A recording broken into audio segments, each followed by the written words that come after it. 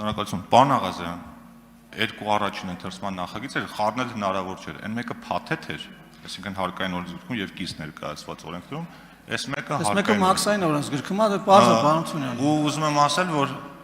ուրախությամբ եկեք ողջունեք մեր ընդդիմությանը, որտեղ այս երկրորդ հարկային փոփոխությունների նախագիծը, որ վերաբերում է ոսկերչության ոլորտում հարկային բեռի թեթևացմանը, շնորհակալություն։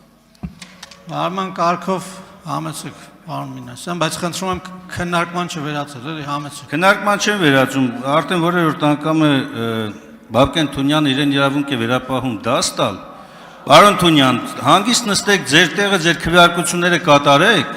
մենք ունենք հիմնավորումներ, եւ այո, ոսկերչության վերաբերյալ այս փոփոխությունը, որ դրական է, դրա համար էլ կողմ ենք քվեարկում։ Հեքիաթներ մի պատմեք։ Եղավ որերորդ անգամ։ Խնդրեմ ուղղակի տոնայնությունները զսպեք, էլ եթե բան ունեք ասելու, կարող եք հանգիստ արտահայտվել, ասենք այդ տոնայնությունը փոխել, ինչ որ կոնֆլիկտային դասեր տալ, բան, ասենք առաջարկում հանգիստ լինել, էլի, հանգիստ։ Զուսպ լինելու կոչ եմ անում, բան։